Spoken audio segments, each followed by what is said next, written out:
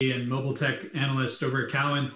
Thanks for joining us. Very pleased to have Paul Rivera, CEO of Electrameccanica, joining us. Paul, thanks for joining us this afternoon. Jeff, thanks so much for having me. I'm really, really glad to be able to tell our story. Well, excellent. Maybe I see you've got some slides there of the Solo. Why don't, for those in the audience that aren't familiar with Electrameccanica and the Solo vehicle, do you mind taking a few minutes to introduce what it is you folks are up to and what the mission of the company is? Yeah, just a couple of slides just to kind of tell the story a little bit here, right? The first thing to tell everybody, Jeff, is that we're not a Me Too electric vehicle company, right? We're a Canadian designer and manufacturer of electric vehicles. And the vehicles that you see here on the right-hand side of the screen are very, very different than any electric vehicles that you may have come across so far in the space, right? This is our flagship vehicle that you see on the right-hand side of the screen. It's a one-person, single-occupant electric vehicle. It's single seat, right? This is our Solo, right? And if you think about everything that you do solo, right, that you do when you're by yourself, whether it's commuting or whether it's going to get a cup of coffee or whether it's when you go to the gym or anything that you do solo, that's what this is all about. And right now our geographical footprints are, we were started in Vancouver, British Columbia. We're headquartered there in British Columbia, and we have our R&D and engineering facility there. And then we initially started our retail locations and our distribution and service out of Los Angeles, California. And then we have a contract manufacturing agreement with a group called Zhongshan Industries, and we'll talk a little bit about that a little bit later in the discussion here. But this is what our company is about. And the last thing I want to say before we get deeper into the discussion is we're really trying to go for redefining and carving out a whole new space. And that space sits beautifully between micromobility and passenger vehicle. If you think about it, Jeff, what you have on the one end of the spectrum is passenger vehicles. And passenger vehicles are always sized with a powertrain that is for the maximum number of passengers and the maximum payload that you're carrying. And most of the time, it's underutilized. And then at the other end of the spectrum, you have micromobility, and that's all the little electric bikes and the little scooters that you see driving around in the right-hand lane now. And it's users are mostly exposed to the elements. There's lack of safety and protection features. But our vehicle is purpose-built solution for the modern urban challenges that are out there. And we're creating a new ecosystem. It's all about driving solo, a vehicle that goes 100 miles in range, 80 mile per hour top speed that's highway safe. That's what this is.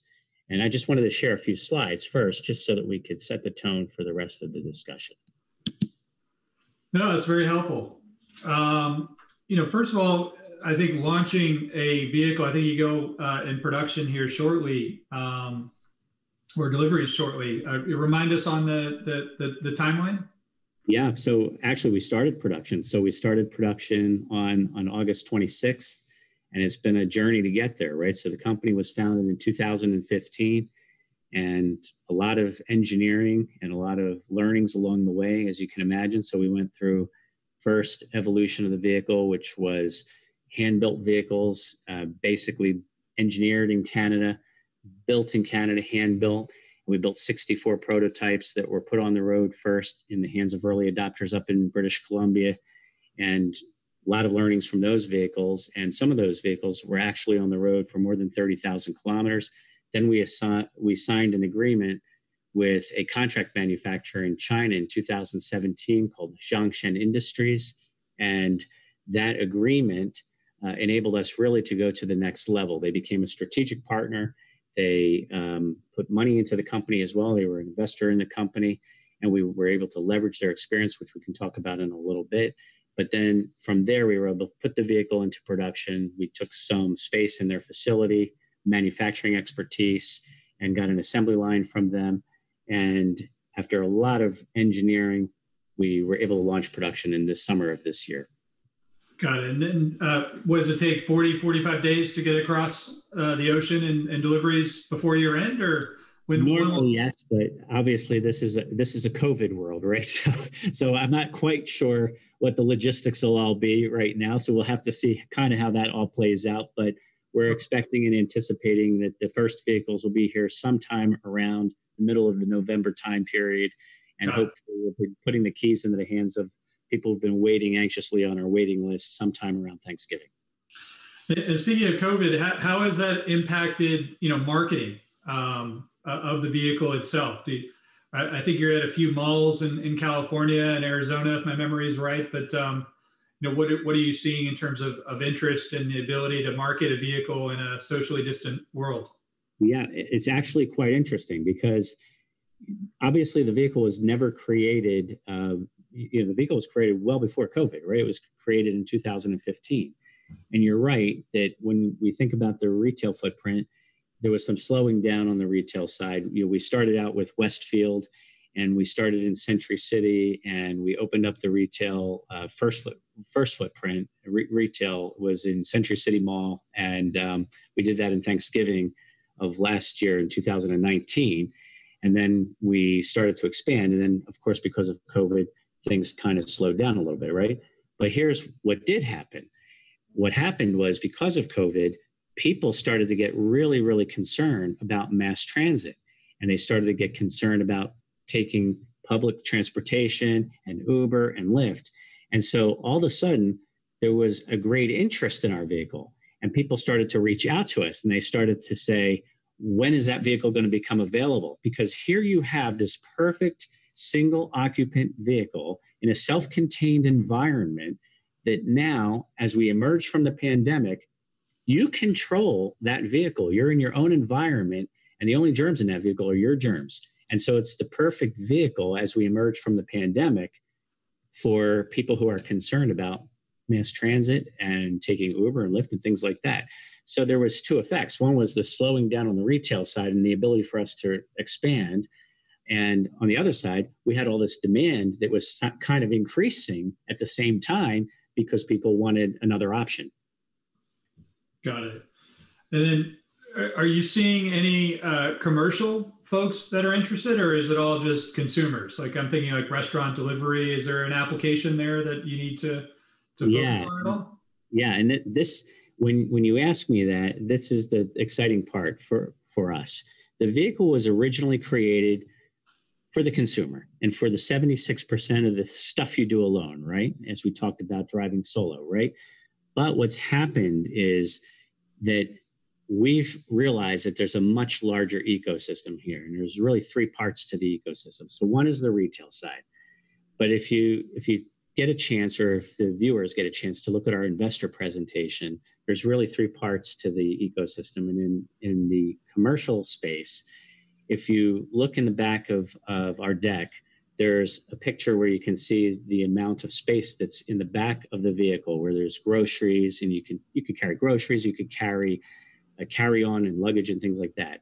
And there's a hatchback. And in a couple of weeks, we will be introducing to the world the utility version of the Solo. And basically, you remove the hatchback of the vehicle, and there's a cargo/utility box that you would be putting, a stylish utility box that you would be putting on to the vehicle. And that enables everything from pizza delivery to post and small parcels. And even these security vehicles that go around parking lots at night or neighborhoods and monitor, neighborhood watch and things like that. There are so many delivery and commercial applications, Jeff, where there's a single occupant in a vehicle. And this vehicle is perfect for that because it's electric. It goes 100 miles in range, charges in less than 4 hours. And the insurance rates are very low on it. And the total cost of ownership, which is really important to fleets, is the lowest total cost of ownership than any other vehicle out there. And then the last part of the ecosystem, which is really, really cool, is the ability to share the vehicle, right? And I know that when people think of rideshare, most of the time they're thinking about Uber or they're thinking about Lyft. But if you can picture walking up with your mobile phone and these vehicles all sitting on pods somewhere, and you can walk up in Santa Monica and use your phone and unlock the vehicle from an infrastructure and take it off of a pod and get into the vehicle and then drive that vehicle from Santa Monica into Beverly Hills or to Los Angeles, or from Midtown Manhattan down to downtown, that's what we're creating. It's an ecosystem. The vehicle is the link in that ecosystem. And so for us, we're really excited because our value proposition is so completely different than any other EV company out there. That's helpful. Maybe you mentioned the Chinese partner, Zhongshan, if I'm pronouncing it right. But can you just talk about the manufacturing ramp over the past couple of weeks, and then what's needed to get them geared up? I assume this has been something that they've been planning for quite some time. But maybe any variables you can share, like what kind of capacity they have, would be helpful as well. Yeah. So their annual capacity is 20,000 vehicles for us. Just for those who don't know, Zhongshan is one of the largest motorcycle companies in the world. They make up to 3 million motorcycles a year, based out of Chongqing, China. They have more than 50 joint ventures around the world with the likes of Piaggio and Vespa, very, very well-known brands. They have 400 acres under roof as a manufacturer. The reason why we partnered with them is obviously to leverage their manufacturing expertise, their supply chain expertise, instead of us having to figure out how to go do all this by ourselves and start from scratch. It's better to have somebody who already had all those learnings. They've been around since 1982, so this was a very well-known company. And we intend to continue to build on that relationship. The goal right now is to continue to build on that relationship. And as far as the ramp up goes, though, methodical and strategic, to answer your question. And the reason is because first we have to get the engineering right, and we had to get the engineering right. And that's what we've spent the last X many years doing, and especially the last 13 months since I became CEO, making sure we get that right. Now we want to make sure that we take our time on the ramp up and on making sure that we've got everything right on the assembly line and on the supply chain side of things. And then it's all about the customer experience side, the customer care, the drive solo experience, how we roll out in California, Arizona, and Portland, Oregon. So that's all very important. We can't get it wrong. We can't get a black eye. It's got to be right. So it's important, Jeff, that we get it right. There's a lot of questions that have come in from investors on the dashboard here that I'm looking at, about the ramp up. And is it the genesis of their questions is around either, deposits that folks have or intended production this year or next year. Is the rationale for not giving some of those metrics because of what you just described? Is this methodical approach, or is there any metrics that you've shared in the past as it relates to indications of interest, either from consumers or commercial entities that you mentioned earlier around restaurant and post and delivery? No, and I know it drives people nuts because I don't like to give the metrics, but here's why I don't. I don't because we've said since Val Bueller, my CFO, came in to the organization before me and then me after her, we've said that the reality is we were going to start on the West Coast. We were going to be a direct-to-consumer model. We're going to have a different retail footprint than large brick and mortar stores with long-term leases. If you look at our retail footprint, it's very different. It's 200 to 400 square foot. It's more like a pop-up retail location in the flow of traffic in a mall, right? And the reason why we're reluctant to talk about, what's the orders look like and what's the expressions of interest look like is because when we start to look at what the global interest is and what's the interest in other parts of the United States where we're not launching yet, it becomes difficult for us to even think about places where we're not going to put the vehicles right out of the gate when we're really focused on just California, Oregon, Arizona, and just the left coast, so to speak, right? And so we're just so careful. We want to make sure that we're so focused on the West Coast and on a methodical and strategic ramp up. And that's why we're so careful not to talk about, well, what's our global interest or what's our U.S. interest, and just focus on this part of the U.S. and the regional side. And that's really the reason. And that regional approach, so sales is one thing, but service is another. And so is that the issue? Is that, someone in Texas couldn't order a vehicle and get this delivered? No, anybody can go online and they can place an order that's a $250 completely refundable deposit, right? But the reality is that our service center is in Los Angeles right now. We will have regional service centers. We have been negotiating third-party service agreements with third-party service suppliers as well, and we'll also offer mobile service, right? But like I said, in this world, you get one chance to launch a vehicle company. Right. You cannot have a black eye, right? So we just want to be careful how we scale. And that is the real reason why we're being so strategic and so methodical. For me, it's all about credibility. It's all about making sure that we execute to the plan and we deliver against that plan. That makes sense. Can you just talk about the U.S. production, plans to bring that domestically? I guess, how does that decision-making process go? What are the one or two key variables? There's a lot of tax rebates that states are throwing around. Is that the process you're in now of where you get the best deal, or is it a labor issue? Or absolutely. If you're talking about our efforts with BDO to look for an assembly operation here in the United States, there's lots of reasons for it. The biggest reason, though, is that this is the biggest EV market in the world, right? And of course, the world's a big place, and we have a great relationship with Zhongshan. And the way we view it is Zhongshan can be the supplier for the global market, of course, right? And what we've said to them is it makes sense for us to have an assembly facility in the United States that helps with, first of all, supplying the U.S. market. Second, mitigates against the volatility between the U.S. and China on the political side and with the tariffs.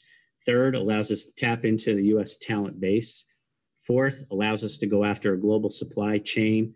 And, from a logistics standpoint, it makes a lot of sense too. So the goal here, just so everybody's clear who's listening to me, is that we would bring kits, knockdown kits in from China, tap into the global supply chain on the most expensive components, right?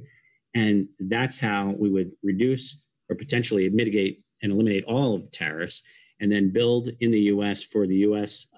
Market, and then build an engineering center as well in the United States.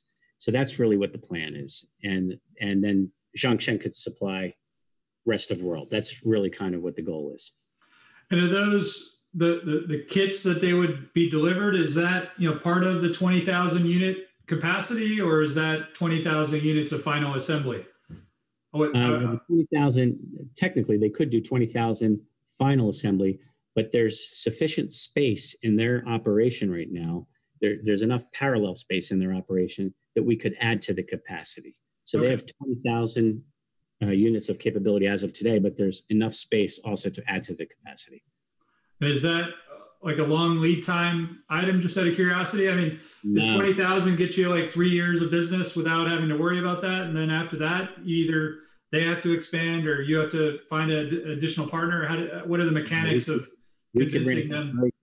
We could ramp up very quickly with them because it's an asset-light model. Most of the suppliers are supplying parts right to the production line, and it's more an assembly. It's a light assembly operation than anything else. This is not a welding, painting, CapEx. Okay, got it.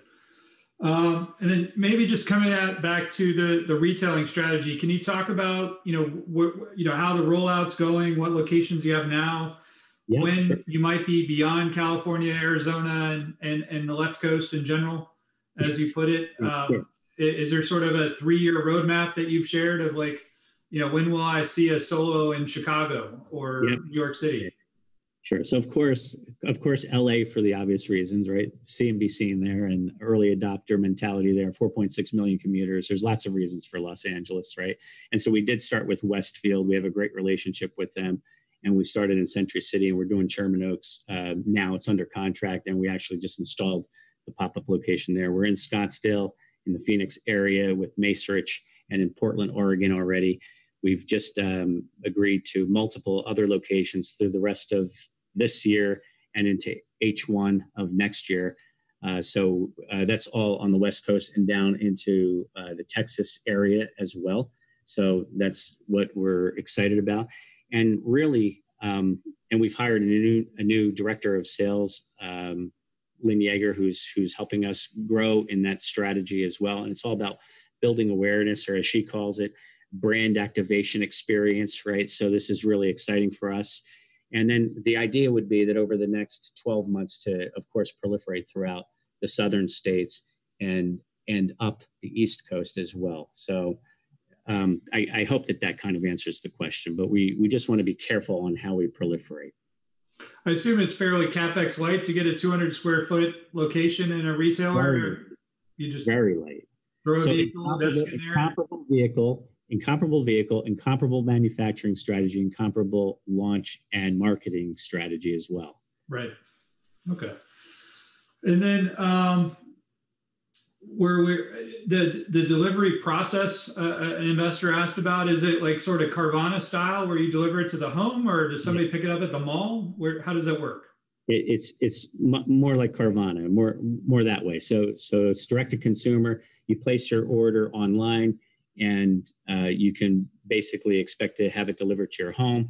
Or if you live in the Los Angeles area and you still feel the strong desire to go and pick it up, you'd be able to pick it up from the LA distribution center.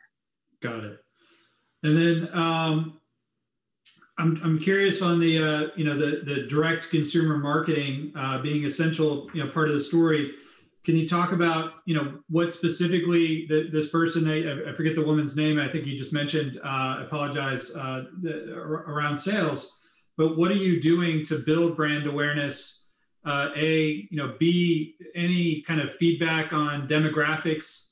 What's the prototypical solo customer that's putting a deposit down? Yeah, so we're working hard on a digital media campaign, a social media campaign. It's interesting because it's a combination of both digital and innovative new stuff, and then also influencer campaigns as well. But then there's also paid traditional too, right? And I get asked why the paid traditional stuff as well. And we're lucky because we're riding the economic tailwinds of EV awareness. People know about EVs today, right? But they don't know about the solo. So on the traditional side, for example, in Los Angeles, we're strategically putting up billboards in certain areas. So if you come off the 405 freeway, for example, onto Santa Monica Boulevard, we have strategically placed billboards that say, are you driving solo? Well, then drive solo. Like we're posing the question. We're making people think about the fact, are you sitting there by yourself in that vehicle? Then think about it. Now, to answer your other question about the typical kind of buyer for the vehicle or consumer that buys the vehicle, it goes across the board. We have, first of all, a lot of our early studies are the people that are interested in iPhones or Galaxies or early technology adopters are the kinds of people that like our vehicles, right? We also have a very strong minimalist movement that are interested in our vehicles as well, people who are shedding, so they like our vehicles as well. But then we've had, interestingly enough, because I've worked in the retail locations myself, we've had the parents who've come in. I've had a parent who's come in, a couple, and they wanted to buy one for their 18-year-old son, and they were interested in it because they did not like the idea of having 3 or 4 other teenagers in the car with their son texting and distracting their teenage son at 18 years old. And they thought that this was the perfect vehicle for their son to have independence, to go to and from community college, to go visit his friends, and to be able to go around close by and not worry about whether he had other friends in the vehicle who were distracting. So lots of really, really good, a plethora of good consumers all over the board with different reasons, but are all eco-friendly and all interested in making a statement to drive a very different, modern, sleek, trendy, eco-friendly vehicle. Hey, just out of curiosity, a lot of EV buyers have multiple cars. Yeah. Are you seeing, the classic 45-year-old soccer mom wanting this for the daytime to go shopping or to the grocery store, but then might have the SUV or the gas guzzler? Absolutely. We had one great example. We had one woman who lived in West Hollywood, who worked in Culver City, who came in, and she had 2 children and dressed to the nines and was not worried about, it wasn't a financial thing, but what she was looking for an EV, and she was looking to make a statement that she was conscious of the environment and she wanted to be eco-friendly. And she was talking about the fact that it was different looking and that it was cool. And she used the exact words, "I want to drive this and I want to be the envy of my girlfriends. This gets me from where I need to go at home to my office and back. And this is perfect for what I need." Okay. We've only got about 5 minutes left. There is about 30 different ways of asking what your deposit number is, but you've already opined on that one. So I'll let you get off the hook on that. But certainly the California market, being such a huge driver of EVs is probably a wise place to start. Maybe a two-part question in the 5 minutes we have left is, one, can you talk about the non-consumer market and, how you're going to get like a Pizza Hut or a Domino's or someone like that to come on board? Is that something you personally spend your time doing, or do you have sort of middlemen as a distribution partner to go after people like that and bring awareness? That's part one of the question. And part two is, when you think about what your company will look like in 5 years, is there any opportunity to expand the product portfolio, into other form factors, a two-seater, whatever you think is next? But anything you can share on those two vectors would be helpful. Yeah. So on the first one, no middleman. We have hired a fleet, and we've hired somebody who's spending their time devoted to work the fleet sales side of the business for us. But I do spend a lot of my time working in that as well. I enjoy the relationship. I enjoy telling the story, and I feel like it's very important for us to go and build those relationships, and it's very important for me to explain the value proposition personally. So I spend a lot of time there, and we're in discussions with a number of fleets. First of all, especially in the food franchises, they don't want to give up profits to the third party anymore, right? There's a lot of profits that are being given away to third parties. And secondly, especially again, I hate to bring up the pandemic, but as we emerge from the pandemic, and they've gone through great lengths to keep that food in a sterile environment and a clean environment, and then they give the food to an individual who may have a baby seat in the back with crushed up goldfish, and it's like they've gone through all this effort. And here the Solo provides an economical, eco-friendly, electric way of delivering the food. And it's just a really unique vehicle. So it's just a great vehicle for that. So I spend the time doing it. And what do you think around the optionality into other form factors is the last question. We've got 2 minutes left. So to answer that question, so as we evolve the vehicle, people have asked us if we could look at providing a tandem seat. Will we have a longer wheelbase? Could we provide a tandem seat so that possibly, flip up tandem seats so somebody could take, another individual on short haul, short jaunts and things like that, short journeys. So we are looking at all of those things, especially as we evolve into the European and the Southeast Asia market, which is 18 months to 2 years away. Got it. Maybe just to conclude, what would it take for you to give metrics, 6-9 months from now, when you're delivering on a routine basis, you feel comfortable with the facility in China? Is that something, as a publicly traded company, I guess, what would be the driver of getting you and Bal over that hump of sharing, what the, of how the business is going? A lot of pre-revenue companies have this exact challenge, but I'm curious, how given it's in sniffing distance of all of this, good events playing out, what it would take you to give those kinds of metrics? Well, I think we're there, right? I think that when we get into next year, we will start giving metrics because we've crossed over the hump, right? I think the big thing is we've gone from being pre-revenue to now we're in production and we're going to go into being revenue. So I think that we're at that point where we will start giving metrics, right? But I think that for us right now, it's all about building credibility. It's about building the brand, putting a population of the vehicles on the road, getting the next generation of the Solo into works, and a few more surprises. So all I can say is follow us. The journey's just beginning, and drive solo. All right, there you go. Thanks, Paul, for joining us. I appreciate it.